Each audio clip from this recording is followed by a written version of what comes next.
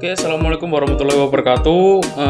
Di sini saya Muhammad Tanzil Mustain, NIM 1950552403 dari kelas PTM Otomotif 2019A akan mempresentasikan beberapa dari perbandingan rem tromol dengan rem cakram. Masuk ke pengertiannya dari sistem pengereman sendiri, itu merupakan sistem yang sangat penting bagi kendaraan karena merupakan salah satu dari faktor keselamatan berkendara. Ketika motor ataupun mobil dan semua kendaraan itu tidak memiliki sistem pengereman, itu sangat berbahaya karena masa kita berkendara tidak memakai rem dan tidak bisa berhenti, kan itu susah, bisa menabrak yang lain. Nah, sistem pengereman sendiri ini berfungsi untuk memperlambat atau menghentikan kendaraan dengan cara mengubah tenaga kinetik atau gerak dari kendaraan tersebut menjadi tenaga panas yang akan menimbulkan suatu gesekan besar dan menghentikan kendaraan. Lalu perubahan tenaga tersebut diperoleh dari gesekan antara komponen yang bergerak, di mana komponen tersebut dipasangkan pada roda kendaraan dengan suatu bahan yang dirancang memang khusus untuk tahan terhadap gesekan. Nah, gesekan ini atau friction ini merupakan faktor penting dalam proses pengereman. Ketika proses pengereman tidak menimbulkan gesekan yang cukup besar, maka pengereman tersebut dikatakan gagal karena motor atau kendaraan kita itu tidak bisa berhenti pada saat itu. Nah, yang saya bahas pada kali ini itu yang pertama yaitu tentang sistem rem tromol bagian kanan ini dan sistem rem cakram bagian kiri. Oke, saya lanjutkan yaitu masuk ke dalam rem tromol atau drum brake. Nah, rem tromol sendiri merupakan sistem rem yang telah menjadi metode pengereman standar yang digunakan kendaraan kapasitas kecil pada beberapa tahun belakangan ini. Karena alasannya sendiri merupakan lebih sederhana dan lebih mudah, pencarian bahannya dan lebih murah. Nah, untuk cara pengoperasiannya rem tromol sendiri pada umumnya secara mekanik yang terdiri dari pedal rem atau brake pedal dan batang rod atau penggerak. Di sini. Dan di bawah ini merupakan gambar dari konstruksi dari rem tromol. Ini milik Honda Strap-Grand. Seperti ini merupakan tromolnya dan kampasnya berada di dalam. Nah, langsung saja di sini ada kelebihan dari rem tromol. Yang pertama yaitu lebih terlindungi karena rem tromol memiliki konstruksi yang tertutup sehingga lebih bersih dan lebih aman dari kotoran maupun air yang dari luar. Yang kedua, pengereman lebih lembut karena mengandalkan gesekan antara kampas rem dengan dinding tromol. Biaya produksi murah karena teknik pembuatannya relatif mudah. Lalu mampu menahan beban berat karena ukuran permukaan kampas dan tromol lebih luas untuk mengakomodasi beban kendaraan yang lebih besar. Di sini kan lebih besar ya, lebih luas ya. Luasan dari tromol ini juga juga mempengaruhi dari kuatnya rem tromol tersebut dalam pengereman. Nah, yang selanjutnya yaitu kekurangan rem tromol. Yang pertama yaitu mudah panas karena konstruksi rem tromol yang tertutup tidak memungkinkan proses pelepasan panas secara maksimal sehingga panas yang dihasilkan tidak tersirkulasi. Nah, karena tromol ini atau rem tromol ini memiliki pad rem atau kampas berada di dalam, maka proses pelepasan panasnya itu lebih lama dan tidak bekerja dengan maksimal karena tidak ada celah-celah yang memang harus disirkulasikan udara di dalam tersebut, jadi memang susah dalam pelepasan panasnya. Lalu jarak pengereman jauh karena prinsip kerjanya yang mengandalkan gesekan. ketika ini diungkit atau dilakukan pengereman, ini mengungkit kedua pad ini, lalu akan bergesekan dengan dinding-dinding tromol ini. Nah, ini kalau kita mengandalkan gesekannya ini sangatlah kurang. Jadi memang rem tromol ini cukup jauh karena prinsipnya kerjanya mengandalkan gesekan yang dihasilkan dari pad ini saja. Lalu rem tidak terlalu pakem karena hanya menggunakan sistem gesekan, bukan cengkraman. Seperti yang saya katakan tadi, di sini kan diungkit.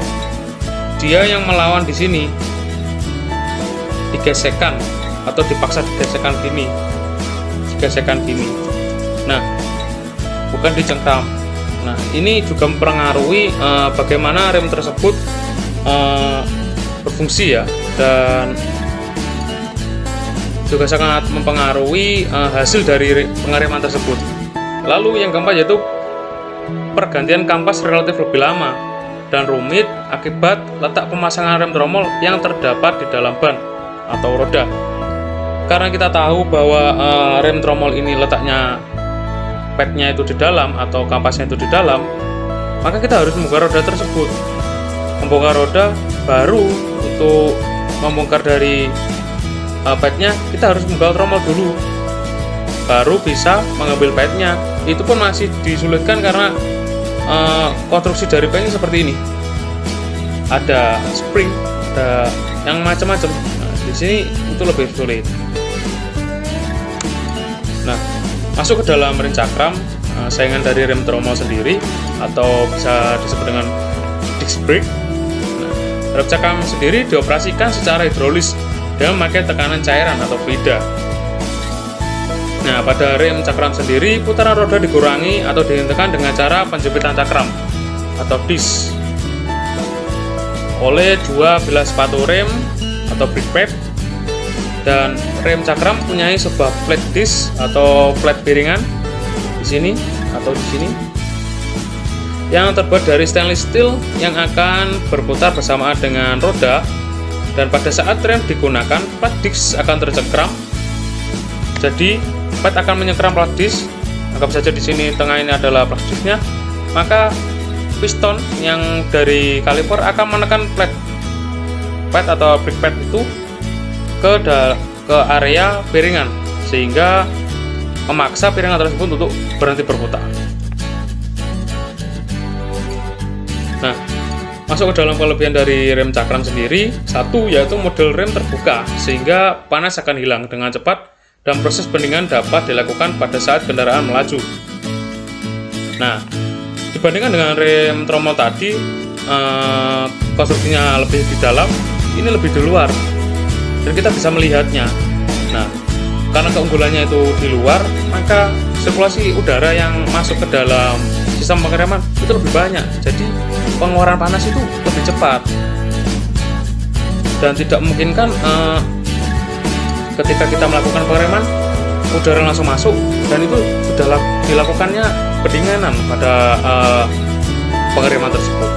Nah, masuk yang kedua yaitu rem pakem cepat menghentikan laju kendaraan karena pada rem cakram menggunakan prinsip cengkraman, bukan gesekan. Kalau di rem tromol tadi digesekkan atau dipaksa gesekan sini, itu pasti masih susah karena bukan dicengkram. Kalau ini kan dicengkram, jadi menempel langsung nyengkram begini. Nah, itu nanti remnya lebih pakem dan cepat dalam memberhentikan laju kendaraan, seperti itu. Yang ketiga, stabil dan konstan karena gaya sentrifugal dari putaran cakram. 4. Pengereman efektif karena menggunakan teknologi hidrolik, sistem yang mengubah daya kinetik dari pengereman menjadi gaya tekan. Nah, di sini hidrolik ini menggunakan minyak rem berbentuk fluida yang nantinya dia akan dipaksa ditekan untuk menekan piston. Di sini dalam ini ada fluidanya untuk menekan ini ke samping untuk dilanjutkan tekanannya. Tekanannya ini akan dilanjutkan kepada brake pad. Nah, untuk yang selanjutnya yaitu durabilitas baik atau awet. Nah, di sini rem cakram lebih awet karena mudah dalam perawatannya, seperti itu. Dan nomor 6 yaitu penggantian pad rem lebih mudah karena memiliki konstruksi yang lebih sederhana. Kita tinggal membuka dua baut ini ya, bintang. Nah, ini dibuka, kita bisa melepas si kalipernya, jadi langsung bisa melepas si padnya. Nah, yang selanjutnya yaitu bentuk yang lebih sederhana karena memiliki komponen yang lebih sederhana dan kokoh. Dan kedelapan, perawatan lebih mudah karena memiliki sistem yang terbuka. Karena sistemnya itu terbuka, maka proses perawatannya juga lebih mudah, karena jika dibandingkan dengan tromol tadi, sistemnya kan di dalam dan tertutup, maka kita harus susah-susah membuka dari sistem tersebut. Dibandingkan dengan cakram ini kan lebih terbuka, dan kita kalau kotor ya tinggal kita siram pakai air bersih seperti itu.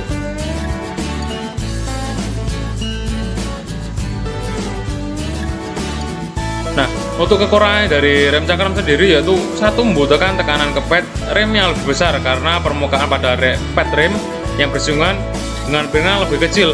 Jadi piringannya yang besar, padnya yang segini kecil. Nah, itu akan membutuhkan tekanan ke pad yang lebih besar. Lalu memerlukan penambahan komponen untuk perbesar gaya pengereman karena pada rem cakram memerlukan gaya pengereman yang lebih besar. Maka untuk memperingan pengendara saat melakukan pengereman harus ditambahkan komponen booster rem atau booster penambah tekanan rem. Nah, biasanya di mobil itu ada boosternya, dan jika tidak ada boosternya, kaki kita yang kalah karena pengereman mobil juga lebih berat daripada pengereman dari motor. Yang ketiga yaitu lebih cepat kotor karena menggunakan sistem terbuka. Nah, di sini karena dibandingkan dengan rem tromol tadi tertutup, di sini sistemnya terbuka dan pastilah seperti seperti debu-debu pasti langsung masuk ke dalam sini atau ke dalam sistem. Jadi kita harus sering-sering membersihkan pada sistem tersebut. Nah, jika tidak dibersihkan, pengereman lebih kasar, dan di sini kan dia mengandalkan cengkeraman pada piringan seperti itu. Dan jika pada saat pad itu kotor, pasti menimbulkan suara-suara yang mungkin membuat kita tidak nyaman seperti itu. Nah, untuk kesimpulan dari materi yang saya sampaikan pada hari ini, mulai dari berbagai aspek yang menyusun sistem pengereman tromol dan sistem pengereman cakram, serta perbandingan antara kelebihan dan kekurangan yang dimiliki oleh masing-masing, dapat diambil sebuah kesimpulan bahwa rem cakram lebih baik dibandingkan dengan rem tromol. Berbagai segi komponen seperti penyusun, sistem yang maupun tampilan ya, seperti itu. Memang jika dilihat dari tampilannya sendiri, rem cakram lebih mantap ya, dan rem tromol itu loh kelihatannya lebih terlalu gimana gitu. Nah, jadi untuk dari segi penampilan dan yang selanjutnya itu segi perawatan.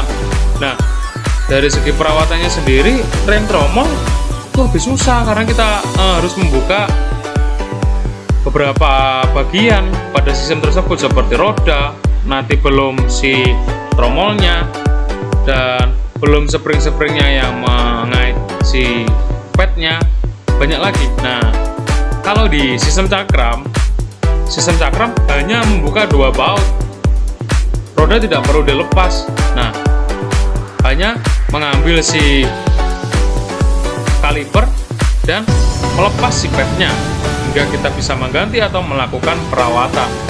Jadi mungkin menurut saya rem cakram lah yang lebih unggul ya di sini.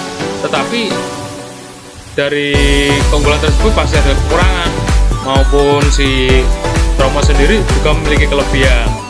Jadi memang kita harus pintar-pintar dalam memilih suatu pengereman pada saat ini, karena itu juga bertanggung jawab pada keselamatan kita juga, seperti itu.